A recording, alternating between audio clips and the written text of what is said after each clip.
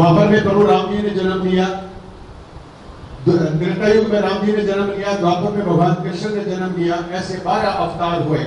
और आज कलिकाल के अंदर आज कलिकाल के अंदर सामाजिकता छिन्न भिन्न हो गई है, राजनीतिक ओछी और षड्यंत्रकारी हो गई है, और पूरा मानव समाज, पूरे विश्व में मानव समाज परमाणु अस्त्र शस्त्र के कगार पे बैठा है। रोज न्यूज सुनते हैं, आज मेरे कल युद्ध हुआ। तो प्रभु आपसे निवेदन है कि बताइए कि अब कलिकाल में भगवान कब जन्म लेंगे या नहीं लेंगे, और लेंगे तो कब लेंगे। वाह, बैठिए। ए भाई, हेलो कह के भगवान तक ये सूचना दे दो। बैठिए बैठिए, जय श्री राम। अब उत्तर दूंगा ना। पहले तो आपने जिस दिव्य शब्द का उच्चारण किया हेलो, वो कौन थी और सुन लीजिए। दिन में 25 बार तो उसका नाम आप जपते ही होंगे, जहाँ जहाँ फोन करते होंगे। जिसने टेलीफोन का आविष्कार किया उसकी सहेली का नाम था हेलो। वो अपनी सहेली से बात करता था मस्ती में, हेलो। उस फोन के आविष्कार करने वाले मार्गरेट या जो, उसका नाम तो लोग नहीं जानते, लेकिन उसकी सहेली का नाम तो 100 बार 200 बार लेता ही है। राम जी का नाम 100 बार 200 बार दिन में लें या ना लें, कितनी भाग्यशाली होगी वो हेलो, जिसका नाम बाबा लोग भी लिए बिना नहीं रहे। पहले तो हेलो की कहानी आपको हमने बता दी। समझते नहीं कि हेलो हेलो हम कर रहे, हेलो नाम किसका था।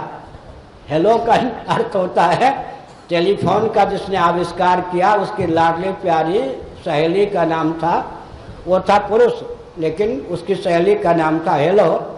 बहुत भाग्यशाली होगी, मर गई होगी तो भी कम से कम लाखों व्यक्ति भारत में ये 100 बार उसका नाम रोज लेते हैं, राम नाम लें या न लें। अब आपने जो बताया त्रेता और द्वापर की संधि में, ये तो इतना छोड़ दिया ना, राम जी का अवतार कब हुआ, त्रेता और द्वापर की संधि में। संधि का बहुत बड़ा महत्व होता है, पहले यह समझिए।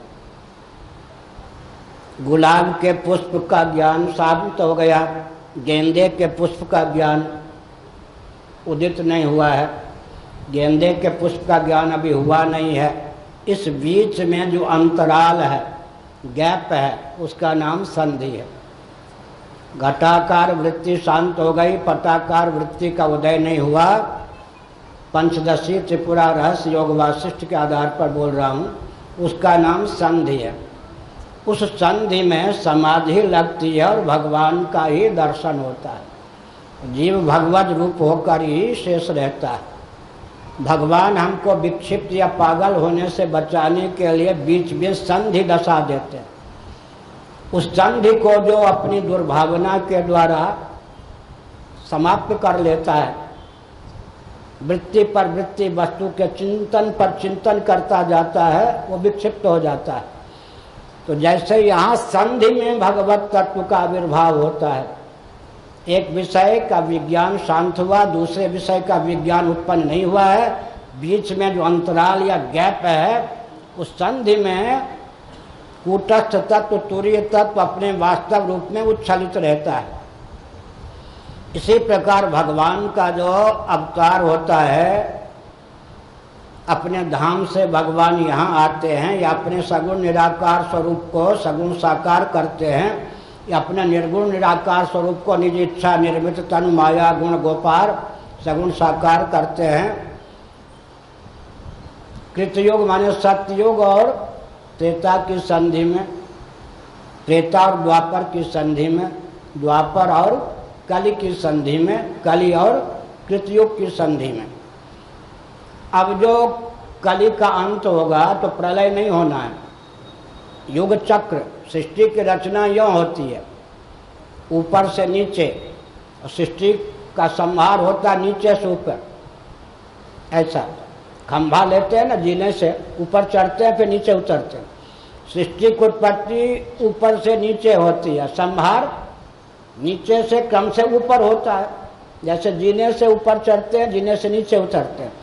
लेकिन युग चक्र ऊपर नीचे नहीं होता, युग चक्र यूं चलता। गणित पर हमारा एक निबंध कहीं रह गया फाइल में, युग चक्र प्रवर्तन न्याय, एक लेख था गणित पर हमारा। तो युग चक्र यूं नहीं चलता ऊपर नीचे, वो चलता यूं, युग चक्र है, ये चक्र नहीं है ऊपर नीचे नीचे ऊपर। सृष्टि की उत्पत्ति ऊपर से नीचे के क्रम से, सृष्टि का संहार पार्थिव प्रपंच का लय पृथ्वी में, पृथ्वी का लय जल में। जिस क्रम से सृष्टि होती है उसके विपरीत क्रम से सृष्टि का लय होता है। लेकिन उत्पत्ति और लय की जो विधा है उससे विपरीत, उसके विलक्षण विधा क्या है? युग चक्र। अब आप सुन लीजिए, कृतयुग माने सत्ययुग। वहाँ कृत शब्द, कृत नामक पाशा भी होता है जो जुआ में, द्यूत में। कृत माने 4, तुरीय माने 4। त्रेता में तो 3 लगा ही है, 3। द्वापर में तो 2 लगा है, 2। नीचे कलयुग में 1 नहीं लगा, ऊपर कृतयुग में 4 नहीं लगा। बीच की घाटी का अनुशीलन करके उधर 4 लगा दीजिए, इधर 1 लगा दीजिए। आयु भी कलयुग की अपेक्षा दुगनी आयु द्वापर की, कलयुग की अपेक्षा तिगुनी आयु त्रेता की, कलयुग की अपेक्षा चौगुनी आयु कृतयुग की होती है। 4 3 2 1 अवरोह क्रम, 4 3 2 1। प्रज्ञा शक्ति प्राण शक्ति में 1/4 ह्रास हो गया तो त्रेता, 1/4 ह्रास और हो गया चौथाई तो द्वापर, 1/4 और ह्रास हो गया तो कलयुग का प्रथम चरण, जिसको हम विकास कहते हैं। वो प्रज्ञा शक्ति और प्राण शक्ति का ह्रास है। क्या जिसको आजकल हम विकास कहते हैं वो तो प्रज्ञा शक्ति प्राण शक्ति का ह्रास है। तब संधि में भगवान का अवतार होता है। अब आपने राम जी और कृष्ण जी का नाम लिया तो वाल्मीकि रामायण, तुलसीकृत रामायण, वाल्मीकि रामायण न सही तुलसीकृत रामायण है, अर्थ सहित भी आपके घर में होगा। करहि अनीति जाहि नहीं वर्णी। तो राम जी का अवतार जो हुआ उसके पहले रावण के द्वारा अत्याचार किस सीमा तक पहुंचा दिया गया था, उधर भी तो ध्यान देना चाहिए। थोड़ी बात और है, वशिष्ठ जी भी थे, विश्वामित्र जी भी थे। वशिष्ठ जी की आयु रावण से अधिक थी, लेकिन बहुत कम तो नहीं थी। उत्तम कुल पुलस्त्य करनाति शिवंशी पूजे बहुभांति। जब से रावण का उत्पात शुरू हुआ तब से लेकर रामावतार के पूर्व तक कितने वर्ष बीत गए होंगे, जरा इस बात पर ध्यान दीजिए ना। अभी आपका धैर्य टूट रहा है, लेकिन वहाँ वर्ष कितने बीत गए, जबकि विश्वामित्र जी वशिष्ठ जी जैसे सिद्ध महापुरुष वहाँ थे। लेकिन राम जी ने एक दिन में अवतार ले लिया। रावण के दुराचार करते करते करते करते मर्त्यलोक की गणना के अनुसार कितने वर्ष बीत गए तब राम जी का अवतार हुआ, इधर ध्यान नहीं गया। कंस के दुराचार के कितने वर्ष होते होते होते होते बीत गए तब कृष्ण भगवान का अवतार हुआ, इधर भी तो ध्यान देना चाहिए। और गर्ग संहिता इत्यादि का अवलोकन कीजिए। भगवान के अवतार एक ही रूप में नहीं होते, नित्यावतार, नैमित्तिक अवतार। श्री राम कृष्ण आदि भगवान के नैमित्तिक अवतार हैं। संत महात्मा सन्मार्ग पर चलने वाले वो नित्यावतार हैं। नित्यावतार संत भगवान के यहाँ बटालियन की कमी नहीं है। कारक कोटि के महापुरुष, सिद्ध कोटि के महापुरुष, उन सबको भगवान भेजते रहते हैं। जो कार्य इन महापुरुषों के द्वारा होना होता है उन महापुरुषों के माध्यम से भगवान कार्य कर लेते हैं। अंत में विभाग बता हुआ है, परित्राणाय साधूनाम विनाशाय च दुष्कृताम। क्या हुआ, ठीक आ रही है? दही पाया था क्या? हाँ ठीक ठीक है। तो हमने क्या कहा सुनिए, हमारा काम अलग है। हम धर्म की जय बोलते हैं, अधर्म का नाश बोलते हैं या अधर्मी का नाश। ध्यान पूर्वक सुनिए, हम अधर्म का नाश हो बोलते हैं या अधर्मी का नाश। आप बीमार का नाश चाहेंगे या बीमारी का नाश? बीमारी का नाश ना। बीमारी का नाश हो जाने पर बीमार स्वस्थ हो जाएगा। हमको जो दायित्व दिया गया है अधर्म का नाश करो, भगवान ने अपने ऊपर जो दायित्व लिया है वो तो सर्जन वाला है, बल्कि और भी कठिन है। परित्राणाय साधूनाम विनाशाय च दुष्कृताम। ऐसे अधर्मी जिनके जीवन में अधर्म और अधर्मी की विभाजक रेखा लुप्त हो गई, ऐसा रोगी, जो रोग और रोगी की विभाजक रेखा लुप्त हो गई, वो संक्रामक रोग ही बन गया। समझ गए ना? हमारा काम है अधर्म का नाश करना, अधर्मी का नहीं।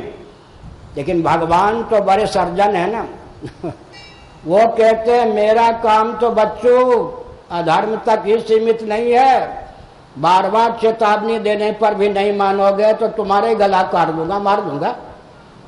लेकिन जिसको मैं मारूंगा उसकी सदगति हो जाएगी। होई भजन नहीं तामस देहा। तुम्हारे पापमय कलुष पूर्ण, कालुष्य पूर्ण पापमय शरीर का फरण करके दिव्य शरीर दे दूंगा, लेकिन मार दूंगा। तो अभी बुरा न मानो होली है, भगवान का कल्पना कीजिए इसी समय अवतार हो जाए तो हम आप सह सकेंगे क्या? भगेंगे या भगवान को सहेंगे? थोड़ा विचार करना। भगवान किसको कहते हैं? भाई भतीजेवाद को पालने वाला भगवान होता है क्या? थोड़ा एकादश स्कंद भागवत देखिए, प्रभाषक क्षेत्र। अपनी आंखों के सामने बेटे पोते सबको गाजर मूली की तरह कटवा दिया और मस्त मौला देखते रहे। ऐसे भगवान के अवतार को हम सहने की स्थिति में हैं क्या?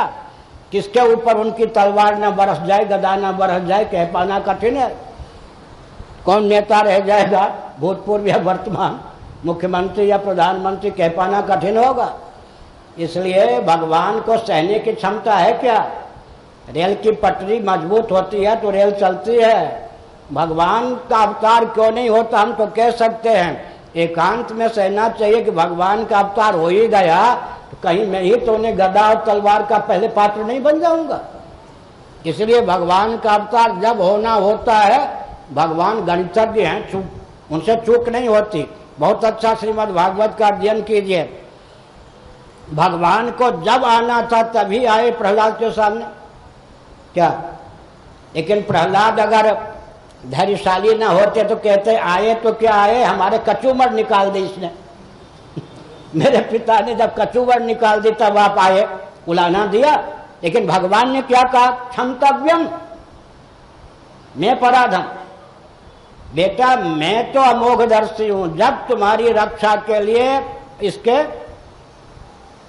कल्याण के लिए आना चाहिए था तभी आया। मेरे आने में एक क्षण का भी विलंब नहीं हुआ।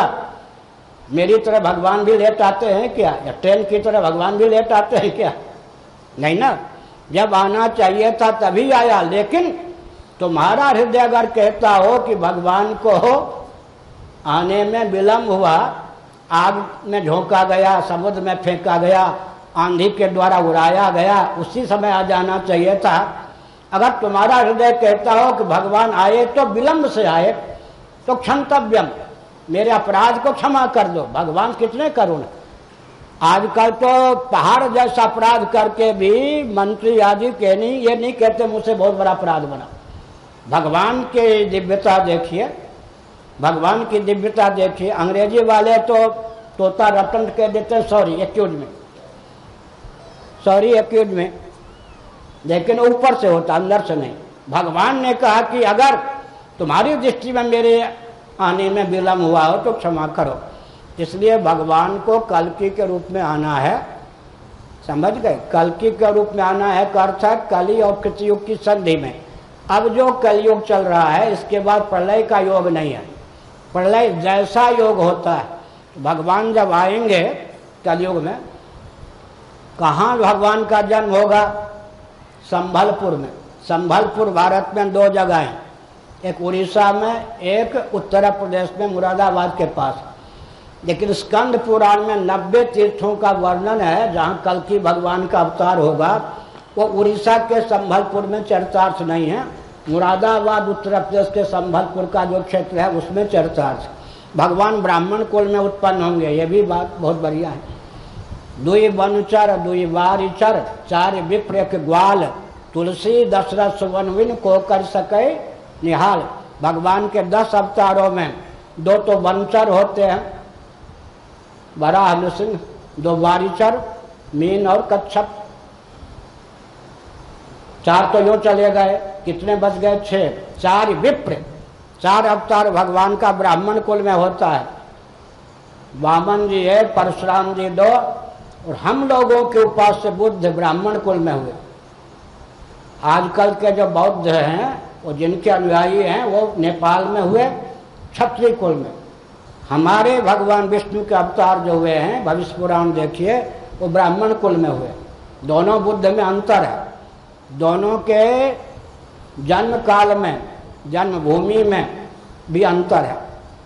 हाँ, दोनों का गोत्र एक ही था, दोनों का गोत्र एक ही था, लेकिन वर्णगत भेद, जन्मभूमिगत भेद, एक नेपाल में एक भारत में। कीकटेषु भविष्यति, कीकट श्रीधर स्वामी ने कीकट का अर्थ किया गया प्रदेश। बिहार में जो गया है वहाँ ब्राह्मण कुल में भगवान का अवतार हुआ, उस क्षेत्र में।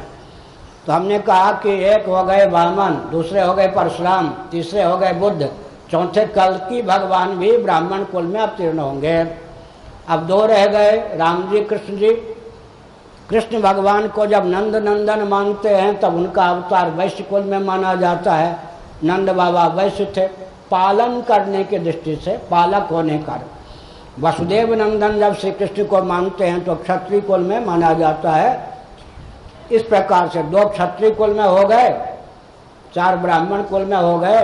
तो भगवान जब आएंगे कल की, तो बहुतों का उद्धार तो तलवार लेकर करेंगे, अश्वारोही होंगे।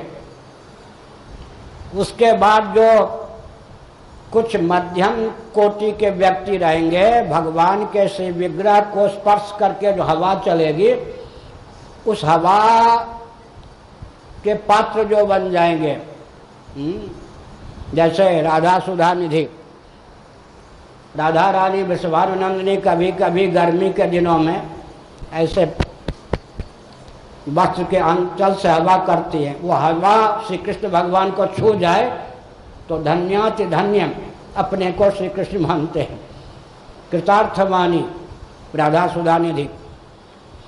तो इसी प्रकार से भगवान कल्कि के श्री विग्रह को स्पर्श करके जो हवा जहाँ तक जाएगी, वहाँ तक के व्यक्तियों का मन कृतयुग सतयुग में रहने योग्य हो जाएगा। उसके बाद भगवान तिरोहित हो जाएंगे, अपने धाम को चले जाएंगे। फिर भी आतंकवादी अराजक तत्व बच जाएंगे, बहुत उपद्रव करेंगे। बड़े आतंकवादी के मार दिए जाने के बाद छोटे आतंकवादी बड़े बन जाते हैं, वो उपद्रव करेंगे।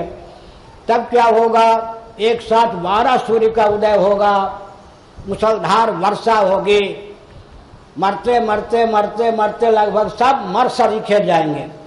फिर जाकर के कृतयुग प्रारंभ होगा। और अभी तो हम लोग तो कृतयुग में जो राजा होंगे अभी हैं या नहीं?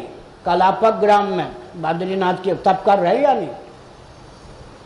जो राजा होंगे हमारे यहाँ पहले से तैयार हैं। हम 4 शंकराचार्यों की श्रृंगेरी में बैठक हुई तो हमने कहा हमारे यहाँ जो आगे राजा होंगे वो भी पहले से हैं, अभी तप कर रहे या नहीं? इसका मतलब है, मैंने विस्तार पूर्वक उत्तर दिया कि भगवान से प्रमाद नहीं होता है, जब उनको आना होता है तभी वो आते हैं। बीच बीच में वो क्या करते हैं, अपने परिकर को भेजते हैं, उनके द्वारा स्तंभन होता है। स्तंभन माने कलयुग जो बच्चा है बहुत उपद्रव करने लगता, अभी तो बच्चा ही है ना पलने का, तो बीच में उसको शांत करने के लिए महापुरुषों को भगवान भेजते हैं। अत्याचार अन्याय की पराकाष्ठा होने लगती है तब भगवान स्वयं आते हैं, और उतना भी अत्याचार नहीं हुआ है। लेकिन एक विचित्र बात है, कलयुग में भगवान को अवतार लेने की अधिक आवश्यकता, बार बार आवश्यकता क्यों नहीं होती? कली का अर्थ होता है कलह। अराजक तत्व आपस में टकरा के ही मर जाते, कली का यह स्वभाव है। अच्छा, एक चुटकुला सुना देता हूं। एक बार चारों भाई एक जगह इकट्ठे हुए। कौन कौन? कृतयुग, त्रेता युग, द्वापर युग, कलयुग। कलयुग बेचारा छोटा भाई था, बड़े भाई डांटते हैं, फटकारते हैं, चुटकी लेते हैं। बलराम जी भी चुटकी लेते थे। गोरे नंद जसोदा गोरी तुम कत श्याम शरीर, चुटकी दे दे हंसत ग्वालवर, सिखे देत बलबीर। तीन ने कहा तुम बड़े अधम हो, तुम्हारे यहाँ अत्याचार, शराबी, कबाबी, ये सब। बेचारा सुनता रहा, छोटा भाई ठहरा। सुनते सुनते जब यहाँ तक हो गया तब कहा भाई साहब आप तीनों तो हमसे बड़े हैं। आज हमको सरल भाषा में बोल रहे, भाई साहब आप तो हमसे बड़े हैं, कुछ निवेदन करने की भावना है, अगर सुन सकें तो क्षमा कीजिए। हाँ, आप कोई डींग हाँकने योग्य हैं? भगवान को बराह का शरीर धारण करना पड़ता है, आपकी तौनी है या नहीं? मछली बनना पड़ता है, आपकी तौनी है या क्या? आप क्या करते हैं उस समय? अब बेचारे कृतयुग तो मौन हो गया। आपके कारण भगवान को नरसिंह बनना पड़ता है, बराह बनना पड़ता है, कछुआ बनना पड़ता है, फिर भी आप डींग मारते हैं, हमको चिढ़ाते जा रहे हैं। बड़े भाई ठहरे आप।